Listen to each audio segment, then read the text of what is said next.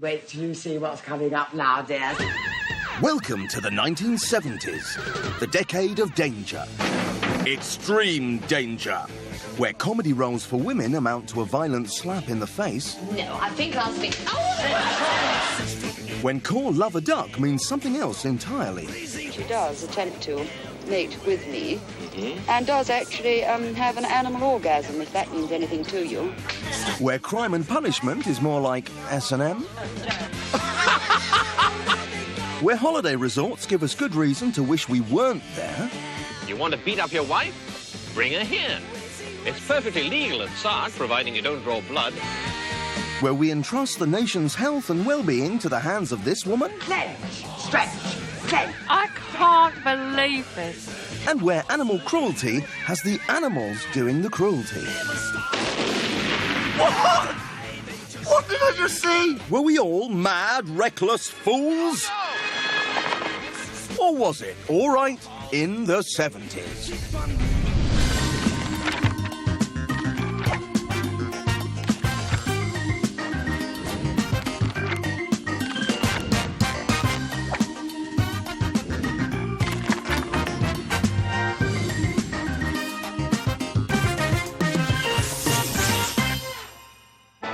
With collapsing industries, spiralling inflation, and the threat of a cod war, depressed 70s Britain looked for vicarious thrills on one of three main channels.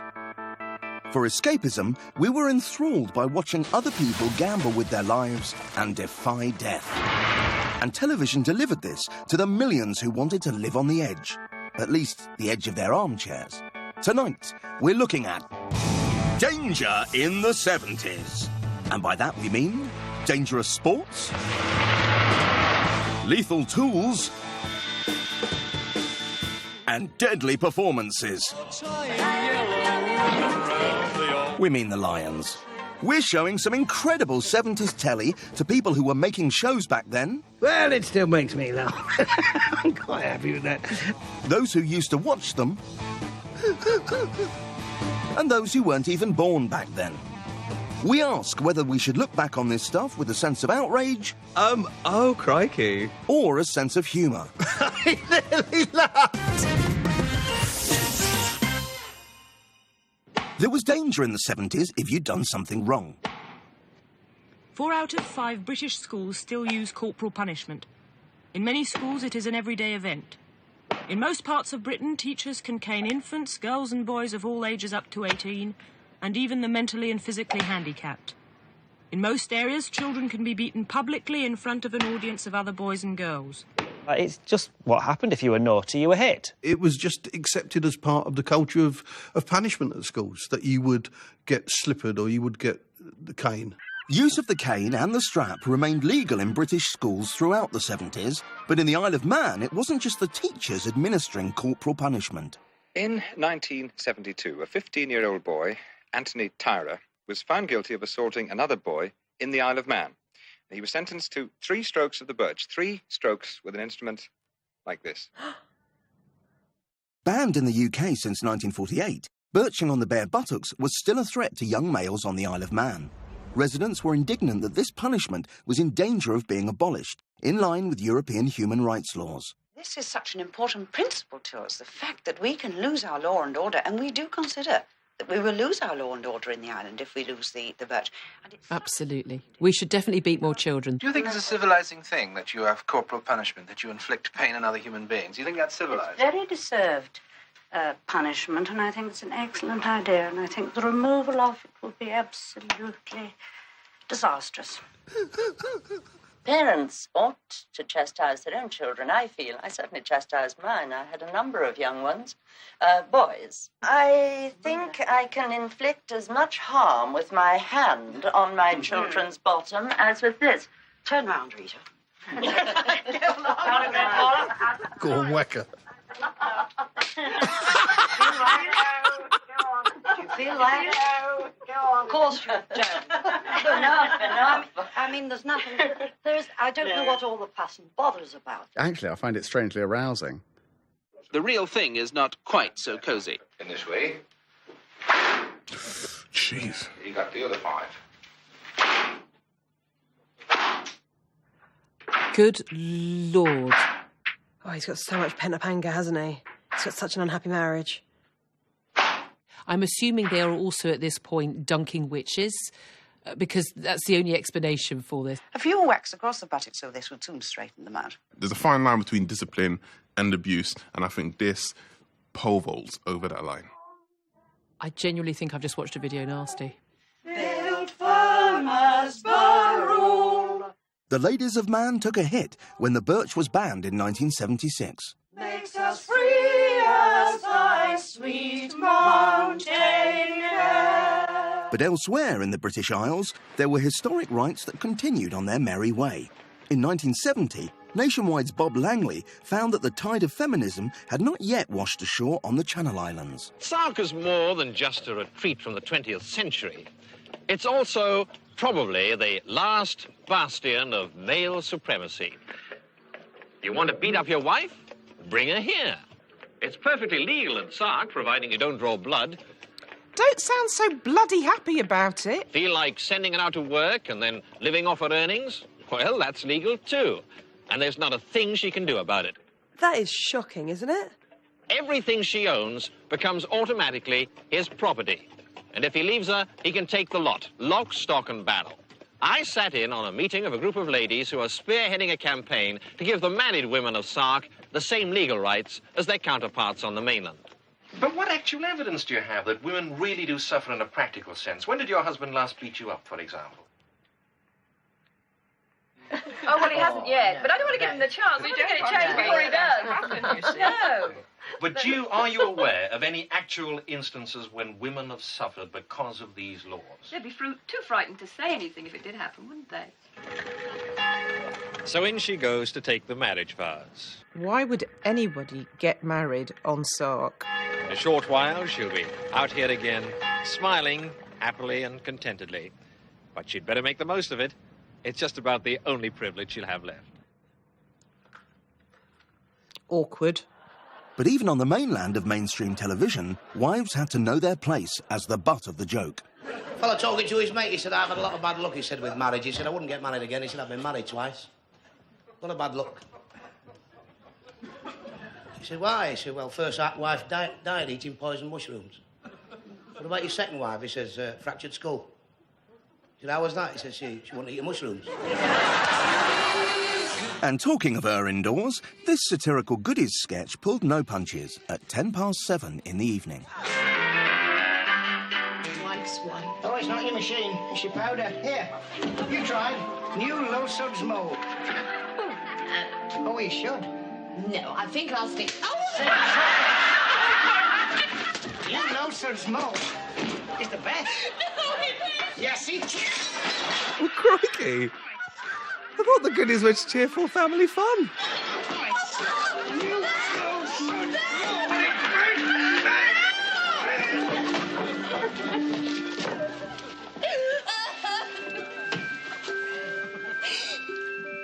Oh, my God, he's actually threatening her with a rolling pin. All right, Joe.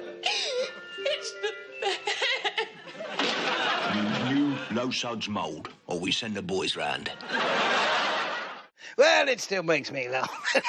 I'm quite happy with that. I think that's absolutely fine from every single point of view. The fact that they were all men against a woman that made it particularly harrowing. They're a parody of adverts, really, that's all. And added to it, any excuse for me to sort of be violent, I tended to take. Do you know, there's something completely non-sexist about that, which is the joke is about being forcibly sold something that you don't want. It's just seeing a man threaten a woman with a rolling pin is slightly... But I can completely see it in its time. Violence of some sort has always been an element in comedy. There's nothing more based on violence than Laurel and Hardy or Charlie Chaplin or Buster Keaton. They are forever belting one another or getting clobbered over the head. It's that cartoon style of humour. The best thing about it is that the woman is, a middle-aged woman and not, a Monty Python-style sexy blonde with a big cleavage. I think, in all kinds of ways, this is strangely progressive for the 70s. But man is capable in many ways of offering a helping hand. Don't worry, ladies. There were still some gentlemen ready to come to your rescue, like the taboo-busting comedian Dave Allen, who said chivalry was dead. This sketch appeared in Dave Allen at Large, which regularly pulled in 10 million viewers a week. OK, he's pulling her out for Paul. That is uncomfortable. OK.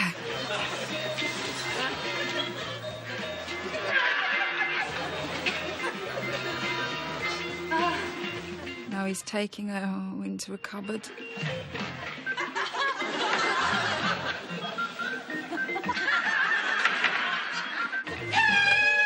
Oh, yep, he's sexually assaulting her. Oh, yep, that's happening.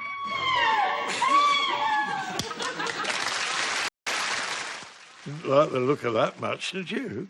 That is... Imagine the script meeting that sketch... Do you know, I've got a great idea. A woman drowning, and then I go and rape her in a cupboard. Anyone? Great, let's do it. Oh, my... Oh. If that had slightly different music, it would be kind of a drive-in exploitation film about a serial killer.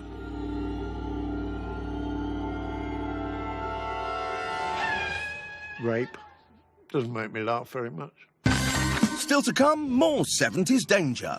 Will our daredevil cyclists survive this towering inferno? Oh, no. Some kid... No, don't do that!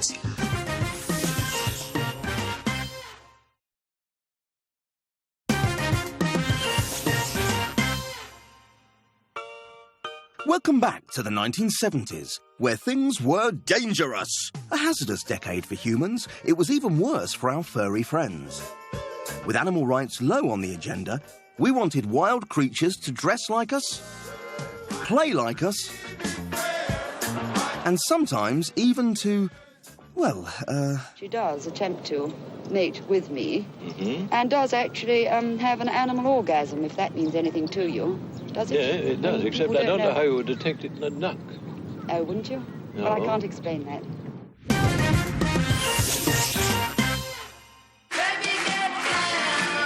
In a recession combining both high unemployment and inflation, viewers in the gloomy mid-70s needed a summertime pickup.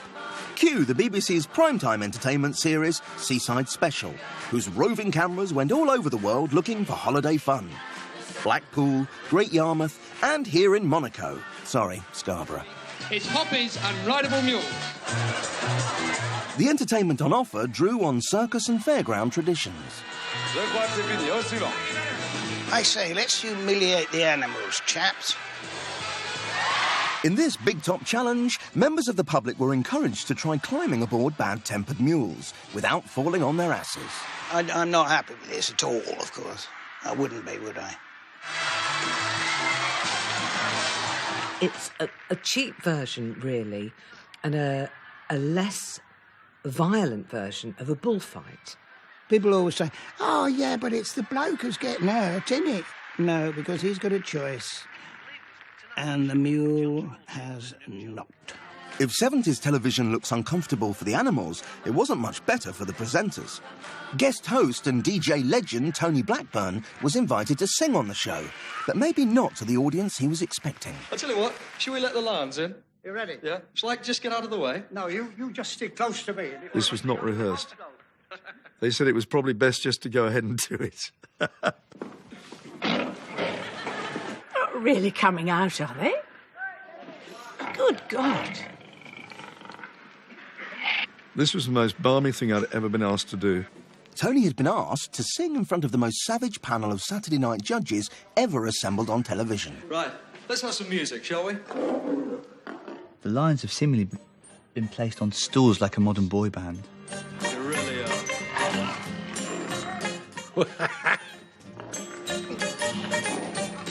I'm coming home, I've done my time. But I've got to know what is and isn't mine. If you receive my letter telling you... Now, this is interesting now. There was one particularly, it was that one, I think, that looked particularly vicious. Tamer has got to keep shuffling around because there's far more of the lions than him, and if the lions were properly coordinated as a team, they could easily kill him and Blackburn. I'll tell you something about this lion tamer. when we were in makeup, I noticed that he had stitches all down his arm. And I said, how did you get those? He said, oh, one of them got me last week. I don't see that ribbon round the old tree. I think it would be difficult to get a green light for a show that involves somebody singing a popular classic to a team of actual lions now. Now, if they'd have gone for him and eaten him at the end, I think it would have been worth watching. Roger, dear boy, how's your client coming along? In the 70s, it seems we couldn't get enough animal entertainment. Strangely, the chimpanzee, 5 times as strong as a man and prone to violence, was the go-to species for top-notch animal fun. This is just one instalment of the longest-running TV ad campaign of all time. In the days before cuddly animal characters could be faked with computers, the only option was to film the real thing. What you call it? Hair raising? Lancelot Link, secret chimp. In 1971, Saturday evening ITV even ran big-budget American import Lancelot Link's Secret Chimp, a sort of Brook Bond Ooh 7. I have the star of Karachi Diamond. Ooh, bring it right here. Okay, hats off to these chimp actors. Meryl Streep has nothing on these. $3 million diamond. Chippy! To achieve the show's groovy look and crazy antics, animal handlers repeated gestures over and over again until the chimps couldn't help but copy. Why did the banana run away when he saw the lion? I don't know. Why did the banana run away when he saw the lion? Because it was yellow. They love wearing sweaters and tiaras and talking on the telephone. They were born to do that. Anyone who would stop them from realizing their destiny is evil. Achtung! Soon we will have the most valuable jewel in the world.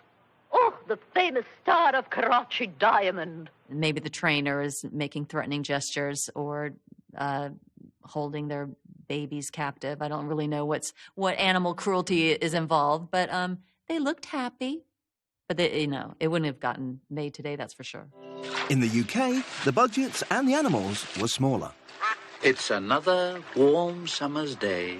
Tales of the Riverbank, a charming, calming and sometimes alarming preschool programme shown in the mid-afternoon watch with Mother Slot, was eventually sold to 34 countries worldwide. What can Hammy and Roderick possibly be doing? Whatever it is, they're working very hard.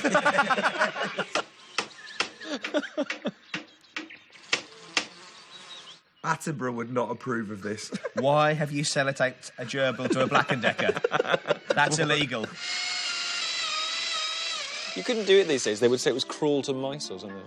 Hammy really gets the hang of firing the cannon. This is fun. Oh. What? What? What did I just see? He's having the time of his life. Fire. This is what nature's like, guys. Nature's tough, all right? There was one episode where they asked Quentin Tarantino to direct it, and it all went tits up. I think this is fun. It's great.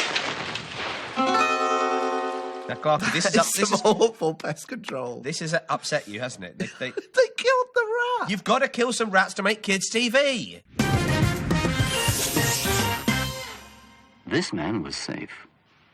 Until now. He hasn't bothered to get the plug changed. From now on, he's in deadly danger. The dangers of the workplace were properly addressed by law in the 70s. And anyone who touches him also gets a shock. Fix things properly. The introduction of the Health and Safety at Work Act in 1974 may also have inspired an era-defining series of gruesome public information films. Ugh. In these, every instance of carelessness was punished again and again with bloodthirsty relish.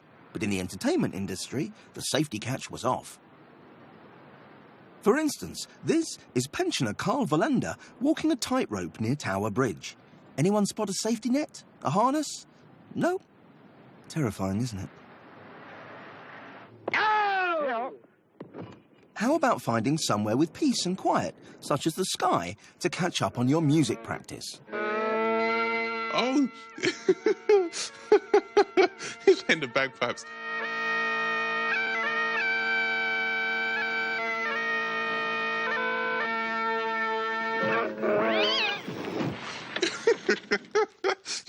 The pub. In the 70s, TV presenters had to be prepared to do anything, but not too prepared. That would spoil the fun. Boy, he's good, isn't he? Certainly on Blue Peter. I don't recall at any time in my career, until modern times really, that health and safety had been an issue. We still had Mark and Terry in sight, so I decided to make an all-out effort to catch them. And that was my mistake. The bike started to slide, and in a flash, I was out of control.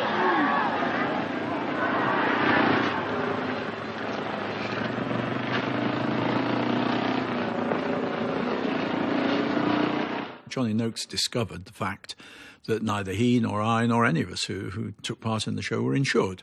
Climbing Nelson's Column in Trafalgar Square. I mean, health and safety. We never heard of it, never discussed. Our cameraman, Terry, was waiting at the top, and he really did have a bird's-eye view of me reaching the worst part of the climb. Blue Peter daredevil John Noakes risked being caught by the flares and blown to his death, all just to show children how to clean bird poo off a giant hat.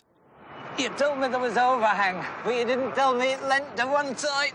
No, that was the awkward part. Oh, God. It's a long way up, really, isn't it?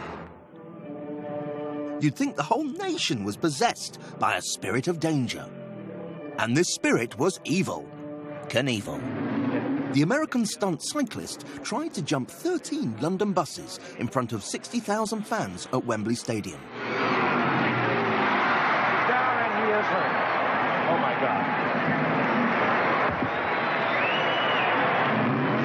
God. The crash smashed his pelvis, but the showman shunned a stretcher. He's just said he's going to walk out of the stadium. Cementing his status as a 70s superhero to thousands of boys who realised daredeviling was the career path of choice. And then there's Mike. He's older, but definitely not wiser. No helmet. Oh, hey! Why not? Yay! Why not? Oh, this is good. Oh, no. Some kid. No, don't do that. Oh, hooray! Just how dangerous is it exactly? Not at all. You've got to have some common sense in doing it. There's not just jumping on a bike and going over a plank. Yeah, you've obviously got a lot of common sense. Do you see yourself as the evil Knievel of Britain? Well, I wouldn't go as far as saying that, no. No, I wouldn't go as far as saying that. Because you're not, mate. What about your wife? How does she feel about it? No, she don't have nothing to do with it. She wouldn't entertain it. We stopped spending all our money on hay bales and petrol. This was a time when Evel Knievel was happening over in the States. Yeah. He had his career. Oh, my... Imagine if he'd seen this. He's 48 and he's enjoying being 14, and I think we can all learn from that. Now, what's happening here, Joe? What's this all? And it wasn't just the gents who were danger freaks. It's the sort of thing I'd want to do. Like, hang about in a pair of pants and a T-shirt off the back of a car like it was a jet ski. What's not to like? Meet the Motobirds, a kind of shambolic, hastily assembled all-girls stunt team who didn't mind getting their hands dirty or their legs. Vera, are you all right? Yeah. Oh. Chris Tarrant, reporting for ITV's Evening News in the Midlands, was there to lend a hand. You sure you still want to be a stunt girl? What happens if I press this, Joe? I don't press it. Oh, dear. Oh, dear. I've forgotten that item. It's probably best forgotten. Nowadays, health and safety would have a lot to say, but at the time it was quite harmless, and you just put a girl down a cannon, set lights for her, blow her up, land in a safety net, whatever.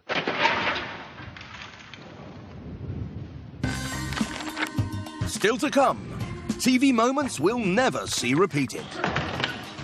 Let the viewer, Mr. Morgan. This is blackmail. I nearly laughed. And I did.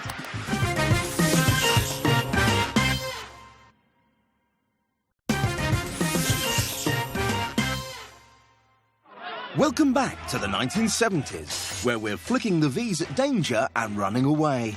Hey, he spits over me, I'll put a fucking pint glass in his head. Sometimes the 70s looks like a decade where we were all spoiling for a fight, and not just on football pitches or scuffles in the playground. Children's television wasn't afraid to scramble about and rough and tumble onto our screens. Now, let's try over here. This is Emu. Even if you had a firm grip on him and your hand up his bum, he could still turn on you at a moment's notice.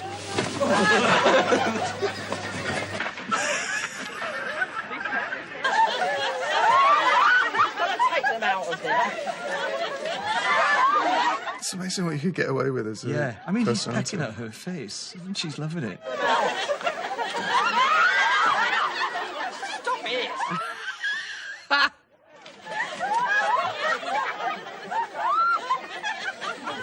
She's supposed to take them out. It could have ended with her just going, do you know what? I came into work to do a job, not to be mucked about by a fucking puppet. Fuck off. That's all from Consumer Report today.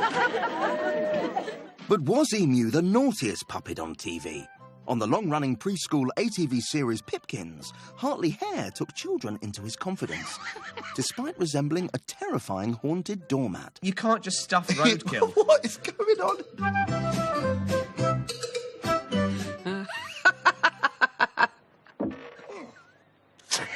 My name is Hartley Hare, and today I'm going to talk to you about being naughty. Oh, God, it's so scary. I've just been to the toy shop, and you know what I bought? I don't know. Should I show you? Yes, please. Here it is. Oh! It's a glove puppet. I just bought a glove puppet. You can do all sorts of things with a glove puppet. You can put it on your hand, and you can play with it. You know, you can be naughty with a glove puppet. What?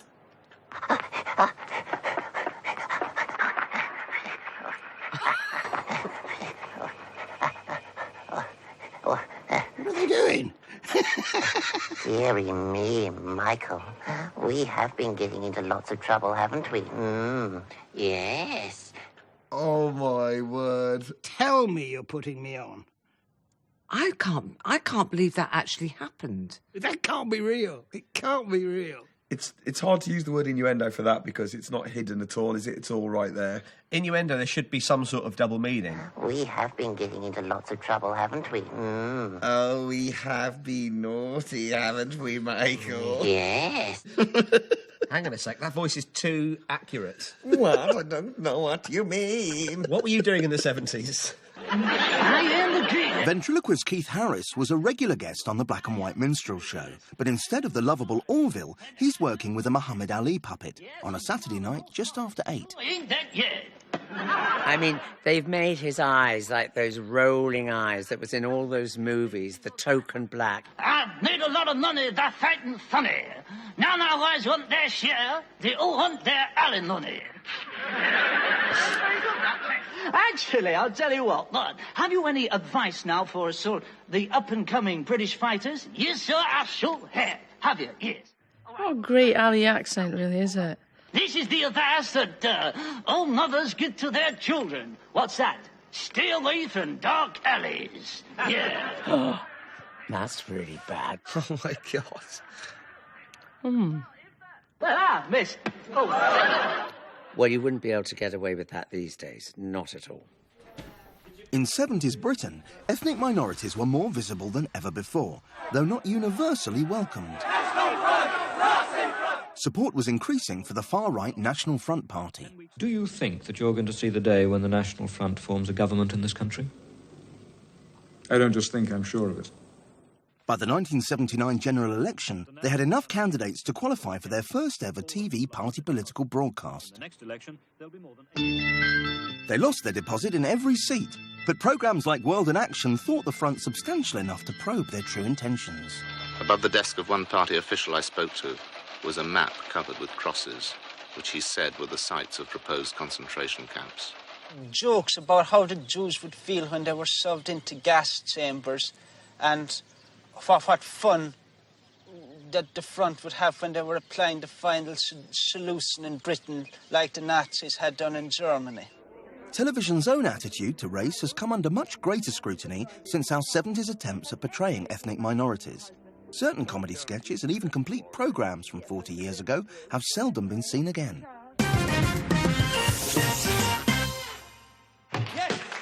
With its fabulous guest stars, the 1975 Generation Game Christmas special is an entertaining hour, but it's unlikely to be shown again on television. Name of the game here? Guess the blacked-up TV personalities. Since we've no place to go, let it snow, let it snow, let it snow. It doesn't show signs of stopping. If you looked closely, you might have spotted Ted Rogers. That Windsor Davis? That's right, Norman Wisdom. Alvin Stardust. Not Alvin. John Hanson. Me neither. And Harry H. Corbett. I suppose this shows something about how at ease most of the viewing public were with the black and white minstrels in the 70s, because there is... this is just any kind of disguise. They could be doing anything. 70s audiences had their ribs tickled by Fawlty Towers in an 8 p.m. time slot. In the acclaimed episode The Germans, John Cleese and Connie Booth wrote a scene satirising the out-of-touch attitudes of their elderly resident major. The BBC, with approval from Cleese, cut it from future repeats.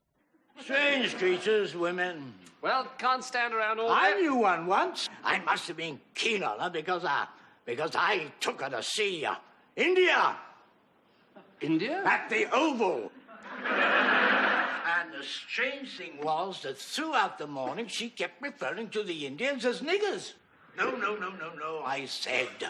Niggers are the West Indians. These people are wogs. Oh, my God. No, she said all cricketers are niggers. A mid-70s major, back in the 1970s, would of course have used language like that and would have found women a rather strange species. In those days, the N-word was not... It didn't have the shock factor it does now. Obviously quite correctly, but it just didn't then. It's a product of its time. And, are we, by cutting scenes like that, denying that those attitudes existed? I think it's important that we remember that they did, and in a lot of our lifetimes. I suppose it helps to see how far we've come. It's difficult for people of my generation, that although I never did use those words, I don't think, but I was brought up with a particular nursery rhyme that used that word, and I had a gollywog, and I love my gollywog. Meanwhile, The Goodies was irreverent, topical, clever and silly, and as their theme lyrics suggest, it was... Fine for all the family. Goody. Though the following sketch may explain why the show is rarely repeated on British TV. If you need Mr. Wong, the plumber, or Mr. Kwang Chow, the butcher, or Mr. Li Fong, the dentist, or Mr. Chin, the insurance salesman, then you can find them all in the Yellow Pages. All I can say is, that's just a bad joke. It's an easy, cheap laugh. Ah, yes, look, they're yellow.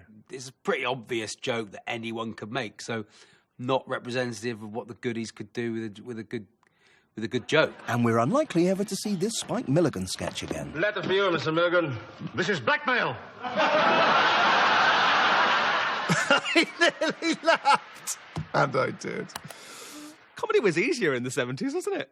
Oh, crikey. It's quite chilling how sort of light-hearted a racist joke it is. Do you know what I mean? He puts his hand on his shoulder and so. Yeah, and everyone's going, ha, ha, ha, ha. Yeah. Just a really awful pun. I'll give you a tip. Daz. Thank you. Why did he say Daz? Were his clothes dirty? Oh, dear. The whole Daz thing has just got awful connotations of sort of people of ethnicity that have skin darker than a white person's skin being dirty, or, I don't know, it doesn't sit comfortably. If you're going to take offence at that, you won't be watching the Spike Milligan show. And, of course, Spike had a lot of trouble with censorship. Stop that wog! Spike's immigrant sitcom The Melting Pot was considered to be off the scale, even for viewers at the time.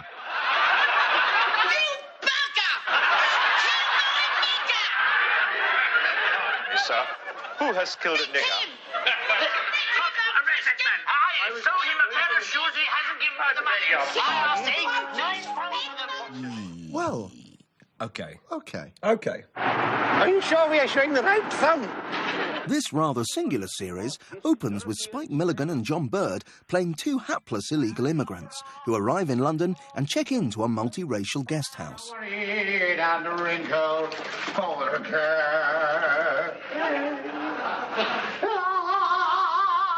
The world of Spike Milligan is a very strange one, and his relationship with British multiculturalism is, I think, one of the oddest in the period. It's shaped by his experiences in India. He grew up in India. There's a black man there singing. Suddenly, he's washing, and all his blackness is coming up in the water, and I saw his nationality go down the plug. Throughout his career, he is forever browning up. He's forever putting on the turban and impersonating, I suppose, versions of figures who he would have known as a child. He's calling man. It's coal dust, coal dust, coal dust. What a strange country. What a strange country. Only one episode of this was ever shown because the BBC, I think, was slightly horrified by what he'd done. At the height of the Mabongo uprising, This epic and glossy cinema production advertises cigarettes, something we're less comfortable with nowadays. It's like Zulu. And it has fun at the expense of racial stereotypes, something else we're less comfortable with nowadays. As the cinema audience has been informed, you Brits are going to be kept cooped up in that there fort for the next 2 weeks. Now, these two gentlemen are here from the Benson and the Hedges flag-making company in the UK and England, and they think it a jolly good idea to give the old silk cut a bit of a bash for the next fortnight. Is the protagonist wearing makeup? Wow. And who is the actor in the blackface makeup? It's the Melting Pot's John Bird again. Change into them. I switch tomorrow, given half the chance, right? Carry on, Sergeant. Damn it. So much is wrong. So, there you have it, folks. Conclusive proof that it do take 2 weeks for you smokers to turn to the mild taste of silk cut. That is so bad it made me laugh. I mean, he's the worst Mickey take of Rorke's Drift I think I've ever seen. It would still be bad if they had cast a black actor as the lead role. It would still be bad. But the fact is you haven't, and he's doing a completely horrendous accent. Well, even blacking up for fun now is considered to be a terrible thing to do. Look, things change. Things change. But don't you go changing. Because after the break... Now table football. It's a semi-final battle which promises to be so fast we brought in slow motion action replay. I would love to bring this back.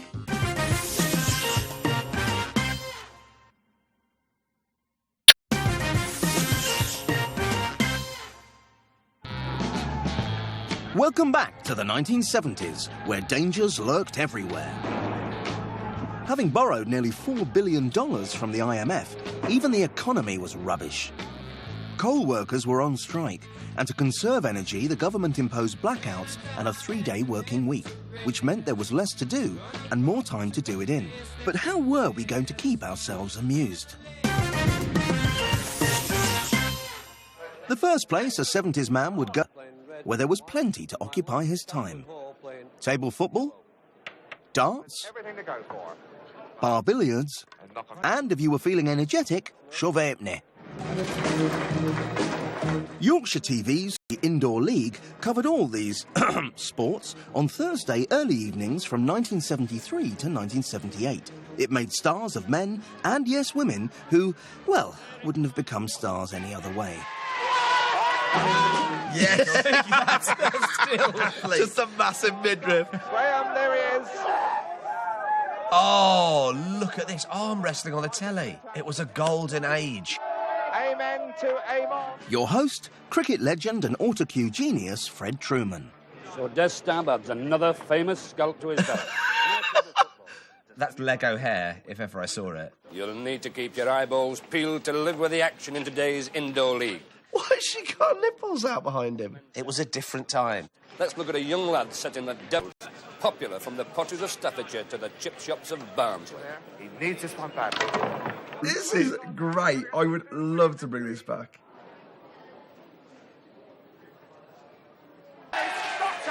Look at how big he's so begrudging. Yeah. Basically using that foosball table to prop himself up because he's so pissed. Gold medal, beating the favourite, Ray Edmond. And that's about it for this time. But we're going to leave you with a semi-final clash in the Shove Eightney between our old pal Buffalo Bill from Scunthorpe on the board now and trailing Bryn Turner of Durham. Turner scoring on the left wing. He needs 3 points to get through to the final to meet fellow Durham player. It's me, as I am now. Oh, Oh, that was good. That was really That's telly. good. If you're going to bring back anything that I've seen today, that is it. Still, not every bloke in Britain wanted to spend all his time in the pub. Some wanted to get on with their home improvements.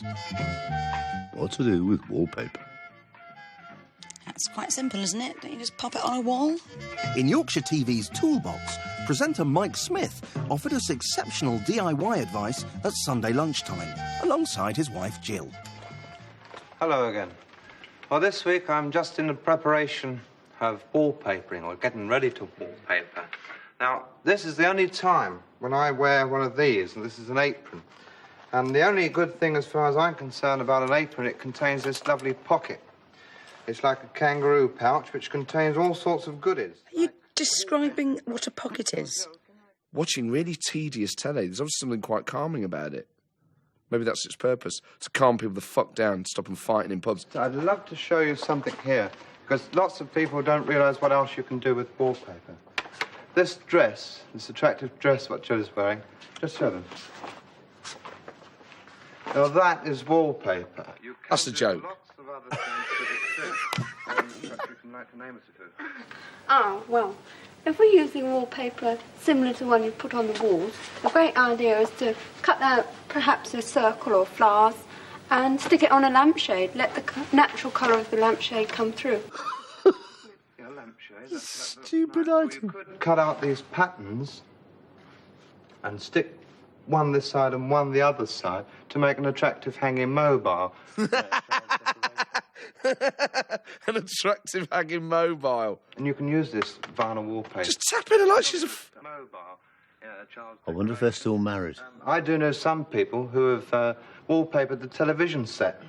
This is quite attractive, but the thing to remember there is that you take the plug out before you do anything like this. You could wallpaper anything. That's the nature of wallpaper. I could literally take everything I own and wrap it up like a present, but I'm not going to because I'm not a fucking idiot. I mean, the 70s was a Larry era, wasn't it? Pub brawls, men were men, drinking at work. Maybe that was just the government's way of just saying, everyone just chill out. Why don't you make a nice hanging mobile like your wallpaper? In the 70s, exercise wasn't the national obsession that it is today. Going to the gym was something to be done at school, under duress. But a fitness craze was about to take hold. Special clothes aren't essential if you want to jog. On the Sunday morning educational show Let's Go, Brian Ricks showed us how it was all pain, no gain. Go!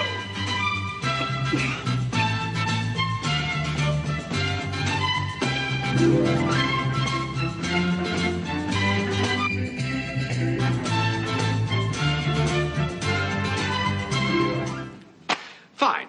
It's enough for the moment. The idea of leisure was prominent in the 70s because not only have you got the 3-day week, this enforced leisure, but there is this idea that somehow we're all going to spend much more time doing our own thing, that jobs are going to take up and work is going to take up less and less of the week.